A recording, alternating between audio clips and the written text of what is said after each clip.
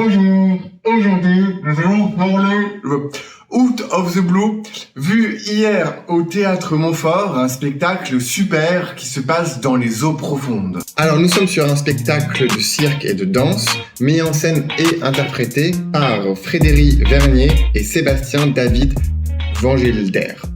Moi, on m'avait vendu ce spectacle en me disant « Tu vas voir Benji, il y a un gigantesque aquarium au plateau et les gens ils tombent dedans, ils font des figures, etc. » J'étais très enthousiasmé et j'ai un peu fantasmé l'idée de voir un aquarium gigantesque posé sur le plateau qui faisait la largeur du plateau. Bon, en fait, le dispositif scénique n'est pas vraiment à cette échelle-là, on est plutôt sur une petite cuve un peu rectangulaire, qui s'apparente un peu aux cuves de magicien dans lequel on pouvait tomber, et on pouvait avoir des cadenas, et alors le magicien devait sortir, etc. Le spectacle fait 1 heure, il n'y a pas un schéma narratif très établi, mais par contre, il y a une succession d'univers très distincts. Par exemple, ça commence par une scène, par un des témoignages d'un des gars, et ça pose tout d'un coup un rythme et une certaine poésie en fait du moment. Après, ça passe tout de suite vers un côté beaucoup plus drôle, beaucoup plus humoristique dans les figures, dans le jeu qu'ils vont avoir dans l'eau. Et ensuite, ça passe encore vers un truc un peu plus, beaucoup plus rythmé, beaucoup plus énergique, comme s'ils étaient en boîte de nuit, etc. Et encore enfin, à un moment donné, l'un des deux va faire semblant de descendre à l'aide d'une corde dans la cuve et on atteint du coup les profondeurs de l'océan. Et là, on est sur une atmosphère un peu plus horrifique, une tension, une angoisse qui est liée à la profondeur. Et tout ce qui va lier tout ça, c'est finalement la découverte, l'amusement que ces deux personnes peuvent avoir dans leur cuve, et aussi à quel point leur espace de jeu va être parasité par une présence extérieure. Ce qui me fait une superbe transition pour passer au second point, où il y a dans ce spectacle un formidable jeu de texture et de matière aussi. À plusieurs reprises, dans la cuve, vont apparaître différents types de matières, comme du plastique, comme du carton, comme du... Non, il n'y a pas de carton en fait, je délire totalement. Mais il y avait de la pierre par contre.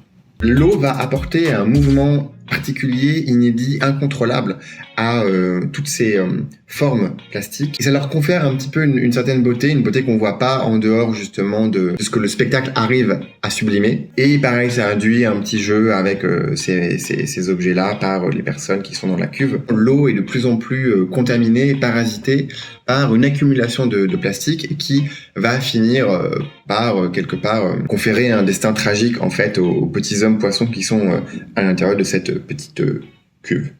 Mais quand même, c'était un peu étonnant. Moi, je m'attendais pas à ce qu'il y ait un parti pris écologique vraiment à ce spectacle, et c'était aussi fait d'une façon assez subtile. Comme une seconde chose qui est fait d'une façon très subtile. Alors, je sais pas si c'est moi qui délire ou pas, mais très rapidement, en fait, tu te rends compte que c'est un couple homosexuel. Et c'est tout d'ailleurs en fait. Il n'y a aucun enjeu sur ce sujet-là, rien de bien particulier, mais en tout cas ils le sont. Ou à certains moments, dans leur rapprochement, dans leur corps, dans leurs gestes, ça fait naître l'idée que potentiellement ce sont 2 hommes qui sont ensemble. Et c'est tout, mais c'est super en fait. Voilà. Et il y a autre chose qui va permettre de lier tous ces univers qui vont se succéder et ce jeu qui va apparaître dans la cuve. C'est tout un travail sur la sonorité et sur la lumière. Déjà, on commence le spectacle par une lumière qui va mettre 10 minutes à s'éteindre dans la salle. Et en fait, à tout moment, la lumière, elle accompagne ce qui se passe au plateau. Lorsque, par exemple, la personne s'enfonce dans les profondeurs, eh bien là, justement, là, il n'y a plus aucune lumière, il n'y a même plus de lumière au plateau, et c'est uniquement une petite lampe qui est utilisée par l'un des acteurs. Alors qu'au début, par exemple, on est encore vraiment au-dessus de l'eau, du coup il y a toute la lumière, et puis on rentre à peine, alors il y a encore un peu de lumière puisqu'on peut encore voir à travers l'eau. D'ailleurs, j'en profite pour dire qu'à le tout début de la pièce, un des acteurs, il nous cale quand même une apnée de 4 minutes 19 secondes. Je pense que vraiment bravo monsieur, parce que c'était impressionnant. Il y a très peu de musique dans le spectacle, il y a quelques ambiances qui sont placées par-ci par-là, mais de façon très légère. Ce qui confère par contre une intensité particulière au son, ce sont tous les micros qui vont être disposés dans la cuve. Et dès lors, quand une pierre va toucher l'une des vitres, ou alors quand eux-mêmes vont s'amuser à plonger dans la cuve, le son de l'eau va résonner d'une façon étrange, on n'entend pas forcément des bruits courants, et ça donne tout d'un coup une certaine féerie à ce spectacle. Donc voilà, c'était un spectacle très impressionnant.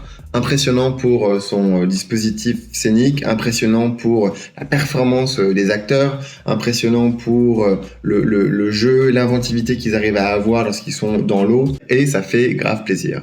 Voilà. Sur ce, abonnez-vous et puis on va se dire à la rentrée parce qu'il n'y aura pas de vidéo d'ici quelques mois maintenant. Et de toute façon, on s'en fout puisqu'il n'y a que 30 abonnés sur cette chaîne, mais c'est pas grave. Ciao, bisous, hasta la vista, etc. Bye.